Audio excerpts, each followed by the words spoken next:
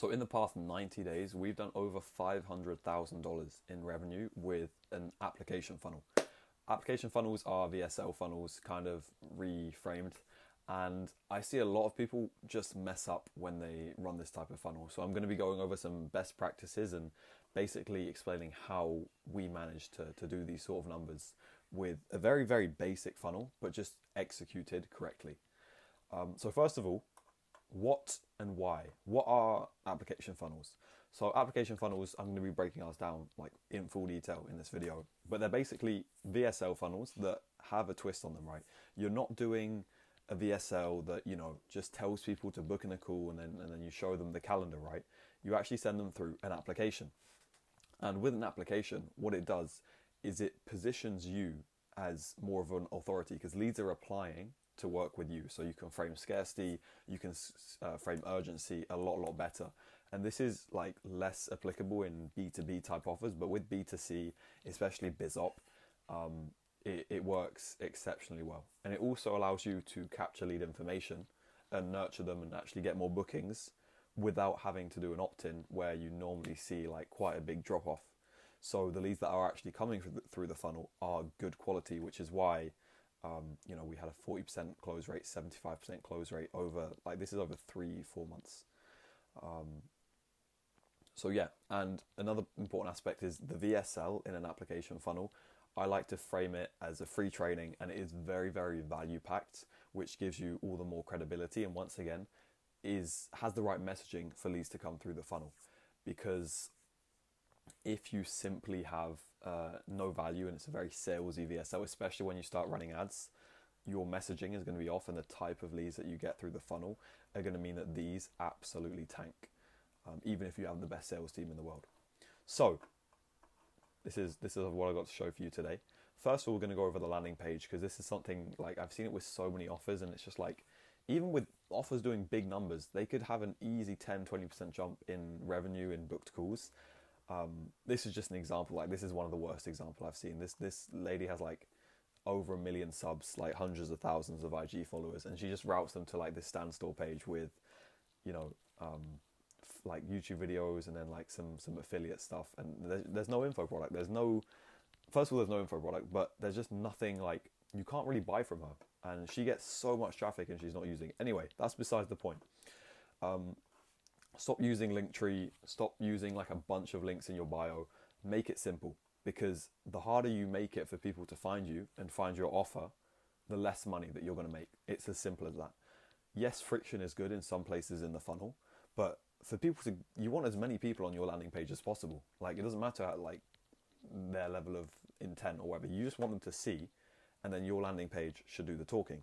So in terms of the landing page we're running for this offer, for headline and subheadline is always like, of all the tests that I've done, without XYZ, this is a YouTube automation offer, without XYZ just works the best. So that's what we run. And then with headlines, you just want to test. Our messaging at the moment, we're looking at sort of that 9-to-5 market that are looking to create a business that they can use to get out of their jobs. So that's why this headline has been working pretty well. And the AI side of things is like the USP, the unique mechanism, some people like to call it, is super important as well. If you can tag your unique mechanism and say, learn or discover or watch the free training on my unique mechanism that is going to achieve XYZ result without XYZ, that sort of headline and subheadline formula is really, really good. And we also have this once start an online business because it also calls out directly our ICP. So yeah, then obviously we have a VSL. I'm going to make a full video on all the copy in all of this funnel, like how I write my copy, how I use Claude to do basically everything. I'm going to make a full video on that because it's super, super interesting. But essentially, it's a free training VSL.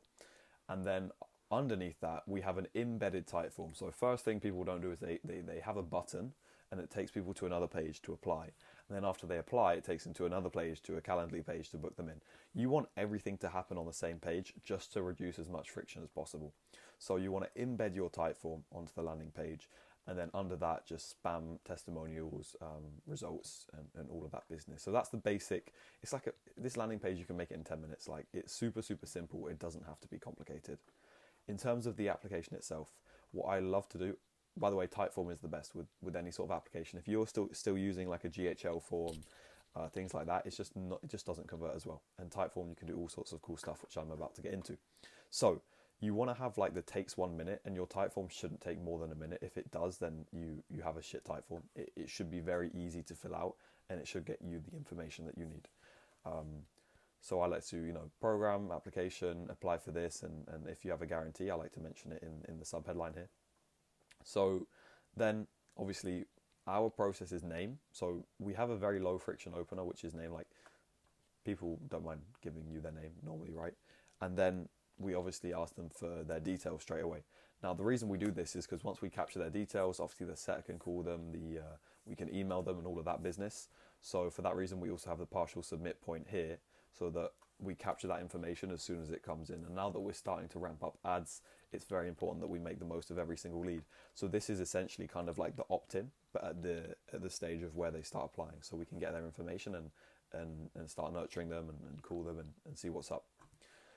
Then in terms of the rest of the questions, so it's like more like all yes or no, all button clicking questions. So where are you at in your journey? How old are you? Obviously that's a number. What's your current occupation? Obviously that's written. But to see success inside the program, you need XYZ hours. Yes or no? Current monthly income, it just gives them buttons to choose from.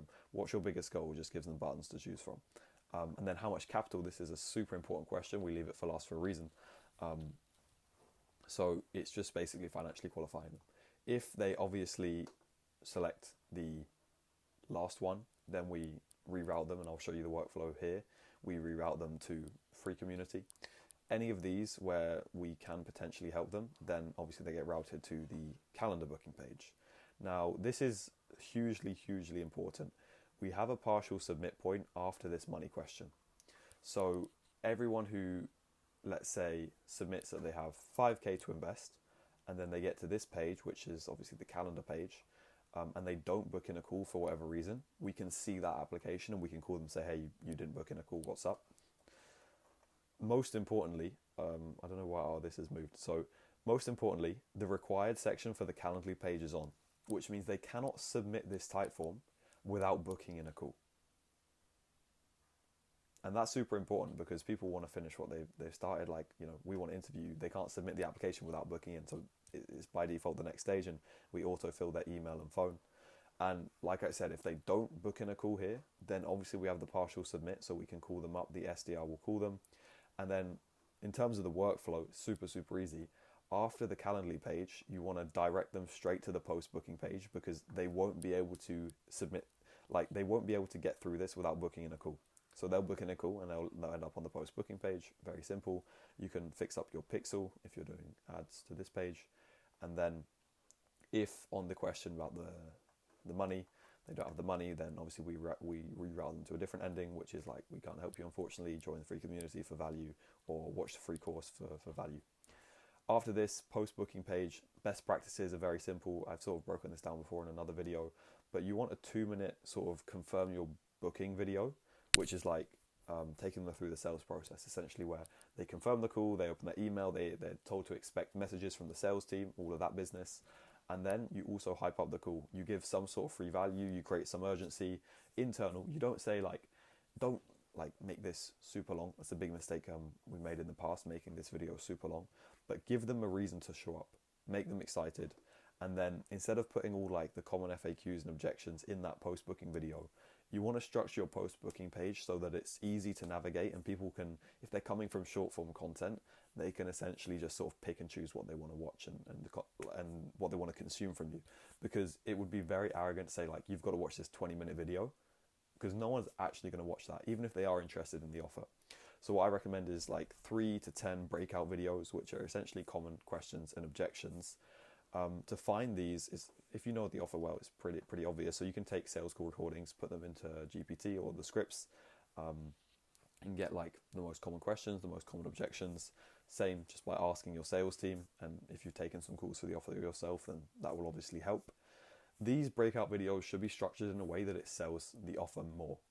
They should have a question on, let's say, I think this business model is saturated. I think this business, is this too good to be true? And it should reframe them and make it a positive and make them want to close even more. And then after the breakout videos, you just want to obviously spam results again, similar to what you do on the initial landing page to build up that social proof. Then in terms of automations and sort of the CRM, no one really talks about this, and it's super important. So if you don't have this, you're pretty cooked. With the Typeform, you obviously want to have a Typeform and then obviously create a lead and close. Then we have an unqualified and qualified path, which makes everything super easy, so we can filter them in close. And then we also have two different notifications in Slack, one for qualified, and I didn't get a photo of it, but one for unqualified. And then every single one of these leads that hits close and that is coming from Typeform, we give them a status which triggers an email flow, which is a 9 times email sequence that nurtures them and then obviously leads them to booking in a call if they haven't already. So in terms of what that looks like in close, it just looks like this. And if you want the sort of framework that I write for these emails, I'm gonna like make a whole video on Claude and copywriting for any info offer. But this is sort of the workflow that we go with for this offer. And this offer did $250,000 in the month of August. So yeah, this is all completely automatic. And when a lead books in, what we do is we have another Zapier automation with the booking that change their status to call booked, and then when their status changes inside of close, then obviously this pauses the application. So once a prospect is booked in, this is just more stuff regarding like the funnel. It's pretty simple. We obviously want to spam them with more emails and SMS to indoctrinate them and have a great show rate. So this is my sort of email flow for any sort of calendar. We are considering adding more value-based emails. You want to sort of go for like 3-4 a day initially is what I recommend. And I like running these through Calendly itself. But in terms of the funnel, that's kind of what it looks like. And those are the best practices with, you know, Typeform, Calendly, and the whole application funnel. I'm going to make a full video. Comment down below if you want me to make a full video on how to write a good VSL for this, how to write good emails for sort of the nurture sequence, and how, more importantly, to have a sales team that closes at 40%, has a 75% show rate on, you know, a very high ticket offer at 4K average deal size. Basically, I might leak. This is part of my Notion, like sort of my SOP. So if you're a growth operator, if you're an offer owner who wants to work with me on a done for you or even like a done with you basis and have access to, why am I drawing arrows, bro? Have access to all of these SOPs and a bunch more stuff on webinars, on different side of things, all the Zapier stuff, just setting up a whole info business from scratch. If you want those, then obviously do feel free to reach out. But I'm going to make a whole new video because this is only half of the iceberg with this sort of funnel.